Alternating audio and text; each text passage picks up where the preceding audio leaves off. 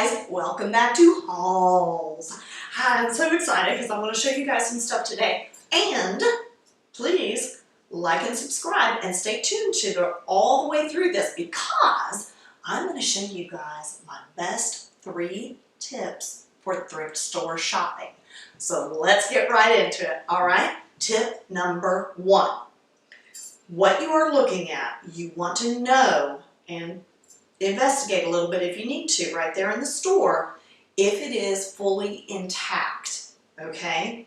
Like if it's got a foot on it or something like that. Is it loose? Make sure that it's there all the way. What is it useful for, okay? Like this beautiful little thing. If it's supposed to roll or it has moving parts, make sure that it does that, okay? Also, let's say that you found a beautiful teacup. All right, so you want to make sure that there are no chips or cracks in it, okay? And you can easily tell that by running your fingers across the edges of that item, right? So that way we know if there are any fractures in it or something, that may completely devalue what you're looking at, okay? So that's why that is important. Tip number 1, check that it is intact. Okay, so I found this interesting thing and it was sitting just cast aside on a shelf, okay? But what caught my eye on this piece, guys, is that it had these little feet on it. See those little feet? And it had all 4 were there. And as I reached down to feel them, there were no cracks in them. None of them were loose. So it had all 4 of its little feet intact. Cool, right?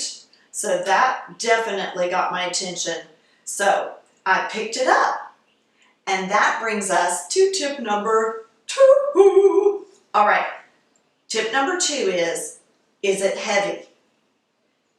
Does it have some weight to it? Because if it does, chances are its quality is better.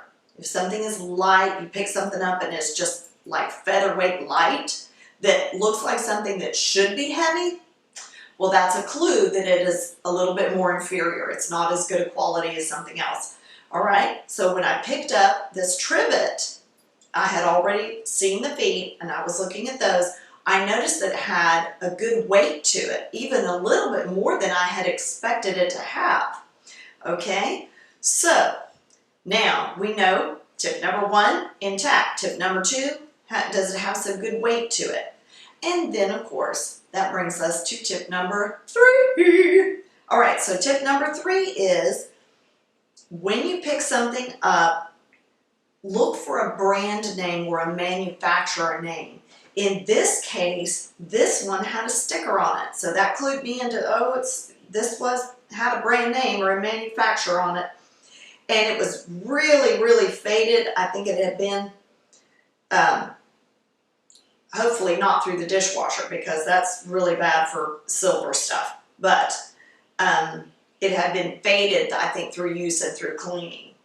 But as I investigated further, I noticed that there was a manufacturer's name of a good silversmith, Toll, T-O-W-L-E, Toll. And when I saw that, I thought, oh my goodness sakes, this is a find. Okay, so now also guys, if you see a name, a manufacturer, a brand name on something that you don't recognize, and that has happened to me before, get your phone out.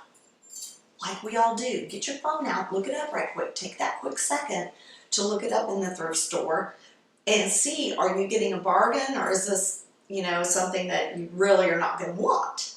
Okay, so now, that's tip number 3. Look for the name, the brand name, or the manufacturer on the item that you're considering. Now, all right, so we talked about the brand name and investigating that. All right, so look here at this bowl with me. Love this. It fit all the first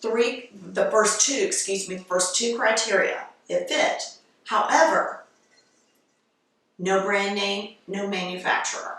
So I don't have any idea who made this bowl. However, remember, as I was talking about, the weight of it was nice. It is intact. The weld on here is secure. And I thought, you know what? Even if this is not, you know, really the best quality, or it's not a name brand that I know, I really like this bowl. It's footed. I love footed things because they just add a little bit of elegance to my table when I want that. Not all the time do I want that, but it adds just a nice little flair, doesn't it? And for the price, it was great. So I got it. And so also, guys, remember that. If it fits the criteria, except for maybe one of them, but you really like it, then it has value, right? Let me show you this last little thing. Don't be afraid if you find something like this and it's so tarnished and you think, oh my word. If it fits all those criteria that we talked about, take it home, get out your right silver cream polish, and turn it into that. Okay, I hope you've enjoyed this. Once again, guys, like, give me a comment, subscribe to the channel, and we'll see you next time on Haul.